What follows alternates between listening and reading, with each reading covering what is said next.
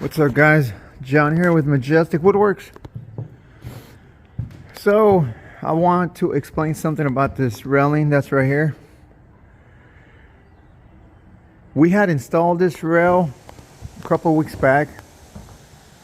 As you can see, the staircase, well, the stair frame has 5 or 6 curved treads at 6 inches, and then it straightens out at 5 treads at 12 inches, and then again it curves again at 6 treads 6 inches. So you can see there's a difference in pitch, small treads and then large treads. When you lay that out, if I were to lay that out, let me draw it out for you guys on the floor just so you guys get an idea. It's like this.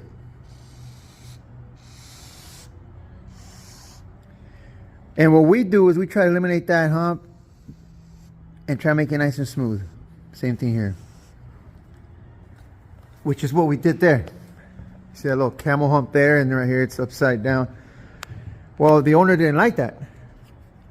Oh my God, this marker. Shit. The owner didn't like that. That it's ugly. Why does it have it? And I'm trying to explain to her that well, that's not our fault. Your staircase is framed out like that. When we glued these strips, each of them were cut special and then glued at the job site on top of the stair frame. So it's glued the way it's supposed to be, and on top of that, I told her we eliminated those joints. It made a nice smooth transition. She doesn't like that. She thinks it's too much of a big of a hump.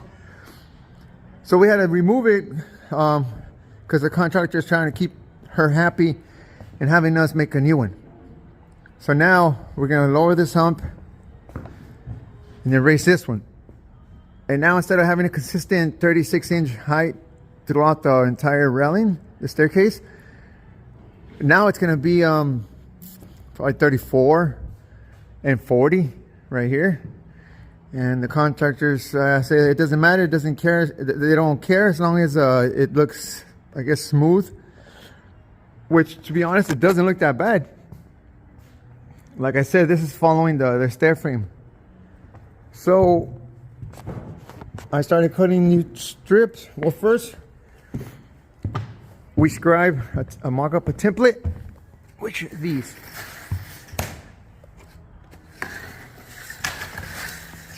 One's for the top and one's for the bottom. After we get, you can still see the little curve and the hump in the hump, but it's not as much. When we put it up here, it came down like 2 or 3 inches here. It went up 3 or 2 inches there. After we cut those out, we transfer that to the white oak planks, which are like these. You're gonna see on the video time lapse that I did. I'm gonna connect all these videos. Here's the strips. You see that the curve, and this one, the opposite curve. So I had already cut them with the jigsaw, then with the router using that mock-up piece. After I do that, I cut them in half. Oh no, I'm sorry, I shaped the outer ones with our William Hussey, which is this machine over here. Again, I posted on the video, the entire video all together. It's gonna have all these little different video shortcuts showing this. This is our molder. We sent blades out to get shaped with the profile that we need for any profile, any railing desired that the client wants, custom made or existing ones. Like this is 9100 profile. So after we shape it there, then I cut them in half on that table saw. After that, I plane them down. After we cut them in half, they're the material's 3/4. They're about 3/8 thick. the middle ones. So I need to get this to 2 inches at the top and then 2 1/4 at the bottom. So I started planing them yesterday, and I still need to take off a little bit more. And after we plane them here, that's the last thing we do to these rails, and then we're gonna start putting glue and laminating it up there. I'm gonna remove that one and set this one up on top of that one. So that's it. Just wanted to let you guys know what we're doing with this railing, which, like I said, I don't think nothing was wrong with it. When I posted these pictures on Instagram, a bunch of people, well, stair people knew, you know, they gave me props for getting the curve done and how we eliminated that joint there and there, and we did a nice little smooth transition. But the owner doesn't like it. But look at that, it's beautiful railing, gonna go to waste. We had it installed, had the balusters inside. This is the main staircase. We got a basement one going to that we're gonna have to replace as well, which I thought we weren't, but now the owner's saying she wants that one replaced too. So stay tuned. I'm gonna finish planing those, and then I'm gonna record us gluing it up. All right, thanks for watching. We already cut a new template for that, which is this one.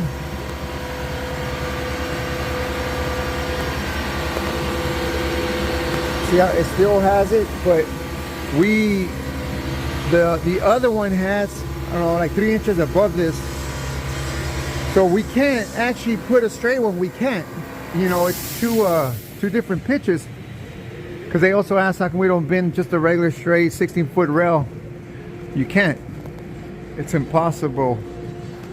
I mean, you'd be like, I don't know, the rail be somewhere up in that line if we did, because of the two different pitches and the two different treads. Right here we got 6-inch treads, and right here we got 12-inch treads. So it's impossible to do that. So we're gonna try and glue up another one, and see how that comes out. So I'm gonna be showing you guys. This is the top strip template. This is the bottom one. Okay, here we go. About to cut this with the jigsaw and then clean it up with a belt sander, and then use a router bit.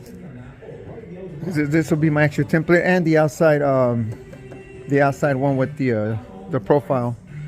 Before I give that, we're gonna transfer that to these to get the amount of strips we need.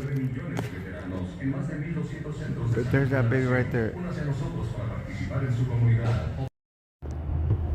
All right, guys. So I already scribed the 3/4 white oak piece with the 1/8 template. Cut that real quick with the jigsaw.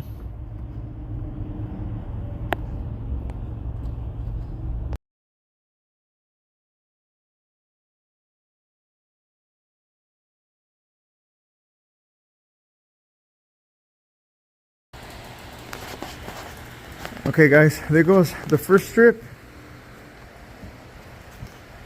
So from here, I'm gonna, after I cut it with the jigsaw and then straighten it out with the sander, I used the little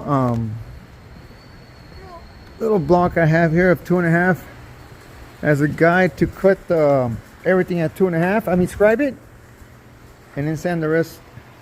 I needed to straighten it out as much as I can. And then from that one, I'm gonna transfer it over to the other stock and cut those out with the jigsaw a little bit bigger, and then hit it with the router. If I try to hit the router, it'll just be too much if I try to hit the router out in the middle. So I just rather cut it a little bit bigger with the jigsaw, and then easy enough with the router. Set this on top with some clamps, and then hit both sides with the router on that. For each rail, I need 4 of these. 2 will be split in half. This one I'm going to use for the profile. After I hit it with the profile, I cut this one in half. I should be left with anywhere between 5/16 to 3/8 thickness. Depends on how tight the radius is. Sometimes we go up to 1/4 or 3/16. So, you know, we don't have a hard time bending this. Okay, so now I'm going to hit it. I'm going to scribe this onto the stock and Here we go. Hey guys, what I was trying to explain, the reason I cut with the jigsaw instead of hitting it directly with the router with that template is if I hit with the router directly with that template, having so much wood on it, it'll split it in some cases. So we cut it with the jigsaw, just about a quarter or an eighth wider. Then we hit that with the router and it's a clean, smooth shave. And that's what I'm doing right there. Hit with the router. We have tried it, or I've tried it, you know, not cutting it with the jigsaw and just hitting it straight with the router off the template, but it splits it every time because it's just too much wood to be shaving off.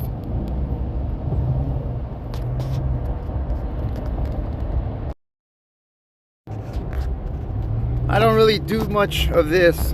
This part is done by the shop manager, but he's out right now for a couple months. If I did this every day, I would try to come up with a quicker way of doing it. Maybe some kind of guide and a bandsaw or just something. But for right now, this works. Jigsaw, router, and then belt sander. Then we check, make sure it's nice and straight and clean and smooth, so that we can use that and transfer to the next one. All right guys, I got the first 4 cut for the first bottom part of that rail. They're 3/4 inch thick. Oh damn, I just noticed this crack right here. 2 of these will be the molding, the profile, which I'm going to pass on that. After I pass it on that, I cut it in half. These 2 I cut in half. That's the middle part. And once they're together, they get the you know, the thickness of the rail. And then this is the machine that shapes it. I'm currently changing the blade right now. It has a 6010 profile. I'm gonna put the 9100. I gotta change the bottom plate too. This is for long straight rails. I gotta put a smaller guide because it's a curve. But hold on, I'll show you guys right now in a minute.